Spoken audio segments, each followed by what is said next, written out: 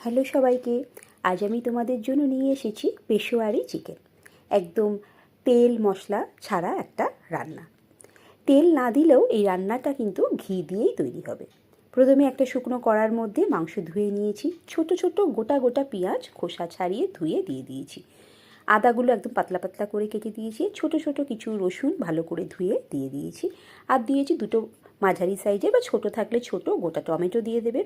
আলুগুলো চোকলা ছাড়িয়ে একটু বড় বড় টুকরো করে দেবে। মাংসের পিসগুলো কিন্তু বড় রাখবে, কারণ এই রান্নাটা পুরোটাই সেদ্ধ হতে 1 ঘন্টারও বেশি সময় ধরে হবে। আর 2 চামচ ঘি দিয়ে দিলাম, একটু বড় চামচের ঘি দিলাম। জানো তো, তেল খাওয়ার থেকে ঘি খাওয়া শরীরের জন্য কিন্তু ভালো। তবে হ্যাঁ, কেউ যদি বলে এত ঘি, সে পরিমাণটা কম দিয়েও খেতে পারো, অসুবিধা নেই। পরিমাণ মতো নুন দিয়ে দিচ্ছি। এরপর এর মধ্যে লঙ্কা দেবো। আমি এখানে একটা গোটা বুট জ্বালা দিয়েছি, কেটে দিইনি, তাই জন্য রান্নাটা হয়ে যাওয়ার পরেও কিন্তু ঝাল অতিরিক্ত কিছুই থাকবে না, শুধু লঙ্কার একটা ফ্লেভার পাবে।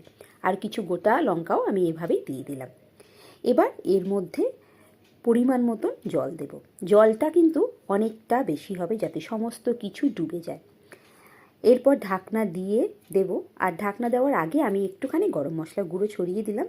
এই ফ্লেভারটা কিন্তু, যেহেতু ঘি দিয়ে রান্না, তার সাথে গরম মশলার একটা হালকা ফ্লেভার ভীষণ খেতে ভালো হবে। প্রথমে গ্যাসের আঁচটা জোরে রেখে দেবে। তারপর যখন এটা ফুটতে শুরু করবে, তখন এটাকে গ্যাসের আঁচটা একদম কমিয়ে ধীরে ধীরে ফুটিয়ে রান্নাটা হবে। অনেকটা বেশি সময় লাগে, কারণ শুধুই মশলা ছাড়া ফুটে রান্নাটা তৈরি হবে।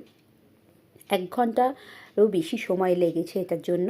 মাঝে মাঝে একটু ঢাকনাটা তুলে দেখে নিও, ঢাকনার মধ্যে কোনো ছিদ্র থাকলে সেটা ব্লক করে দিও। দেখো, জলটাও প্রায় শুকিয়ে এসছে, সবই সেদ্ধ হয়ে গেছে। দেখে বোঝাই যাচ্ছে মাংসর হাড় থেকে মাংস পুরো ছেড়ে বেরিয়ে গেছে। নামানোর আগে না, আমি আরও 2 চামচের মতন ঘি ওপর থেকে ছড়িয়ে দিয়েছিলাম। আর এইবার এটাকে আমি নামিয়ে নেব। খেতে ভীষণ ভালো হয়েছে। তোমরা একবার আমার ওপর ভরসা করে বানিয়ে দেখো।